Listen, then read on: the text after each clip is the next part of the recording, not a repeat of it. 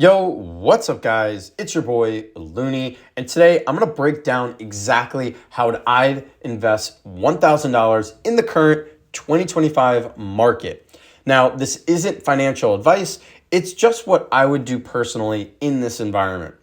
And the goal here is simple. Grow consistently without gambling or overcomplicating the portfolio. Before we jump in, quick shout out to the Discord. It is free to join, and I also offer a premium membership for $8 a month where you get one-on-one coaching, trade callouts, I do giveaways, I have an option selling course, and more. You can check it out. All the links are in the description. And I also do want to mention Moomoo. They're running a really good offer, and you can get up to $1,000 of NVIDIA stock, as well as a really high APY on your idle cash. I believe it is 8.1% APY. Offer terms and conditions do apply. But again, you can check out my referral link in the description. So let's get into this. Step one would be building the foundation. Because with $1,000, your number one priority is stability, and it's not chasing hype. Now, I say this because as a beginner, most likely your risk appetite is low and you're overall a lot more emotional, and therefore having stability is a smart and strategic play. So the first $400 I would personally say goes into a broader ETF. You could do VOO, VOO, you could do SPY, and other ETFs as well. I wouldn't choose too many. I would probably just choose one, because if you choose too many, they often overlap and you become over-diversified. Now, I have it in my portfolio. I do it for two reasons. One, I don't really need the cash, so I just have it sitting there. And two, it's a good benchmark. I like comparing where I'm at compared to where the market is since when I started. And it's a pretty good comparison. Robinhood used to have a feature where you could compare, but they got rid of that. And now I kind of just have it sitting there just so I could look at it. And maybe I'll take it out if I do need the cash. But for now, it's just sitting there. And for $1,000, I would definitely say having a broader ETF is a smart play due to its stability. And this base kind of protects you from doing something emotional and gives you that long-term compounding from day one. Now, step two, I would actually pick one high conviction stock, because one mistake beginners make is they end up buying 10 tiny positions with $1,000. And you're seeing all the different tickers on YouTube, on X, and different platforms, and you're kind of unsure of what stock to choose. So you end up choosing all 10.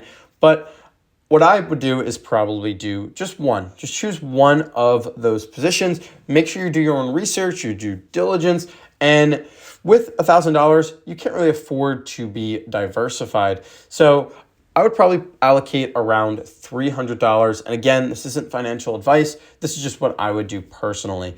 And some of my high conviction plays, and I am diversified now, and you can see I do have a lot more than $300 in these positions, but that doesn't mean you can't start with 300. So I have Riot, I have Mara, I have HIMS, SoFi, and Robinhood. I would actually say Robinhood is one of these $300 plays. I put around 300 and I was dollar cost averaging doing this, putting $4 a day. I used to do 2, but I increased it ever so slightly.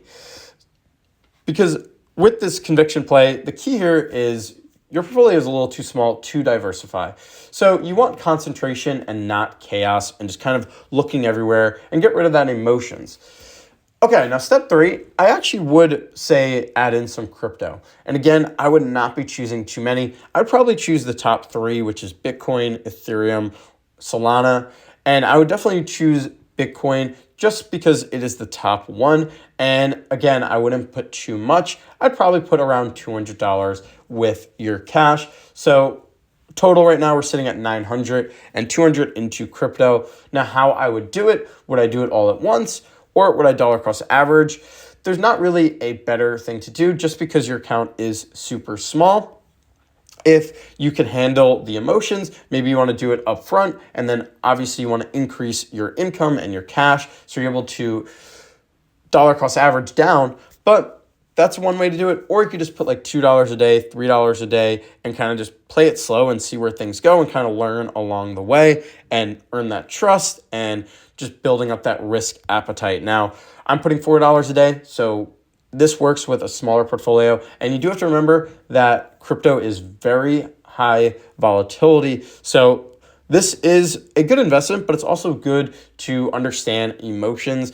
And that's really important when you're investing, is to control your emotions, because day to day isn't really affected by long-term outlook.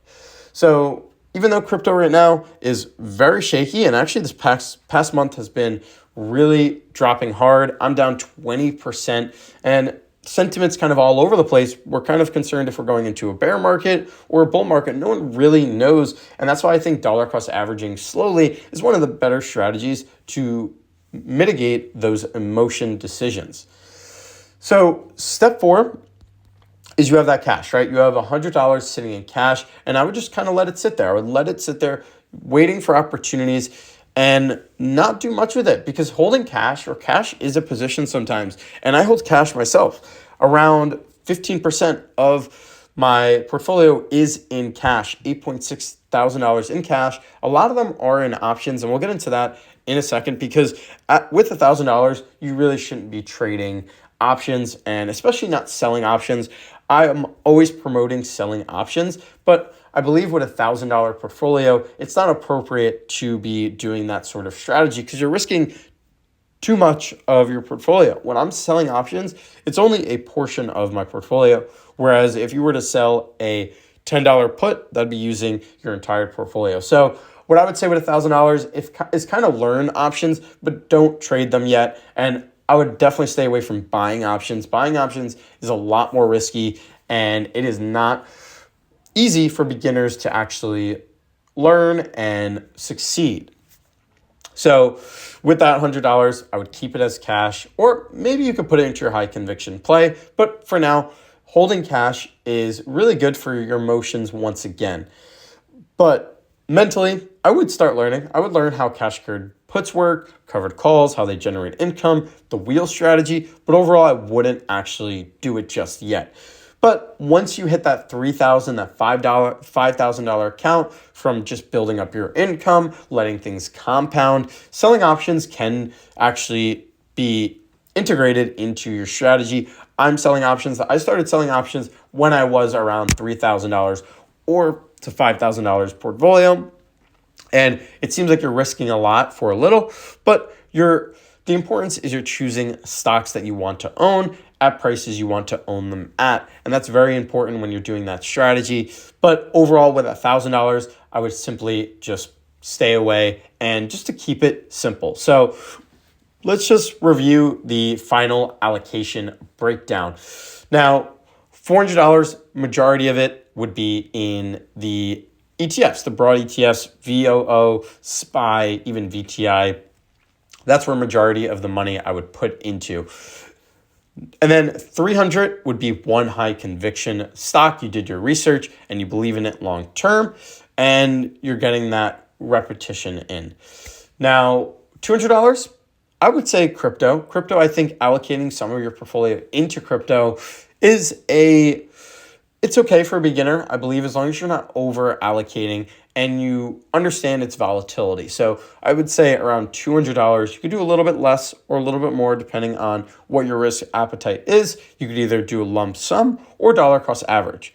Then $100, I would leave it as a cash cushion. You could use it for whatever you like, whether you want to put it into VTI or your broader ETF, or your conviction stock or crypto, or just let it sit there and just kind of wait and learn as you go.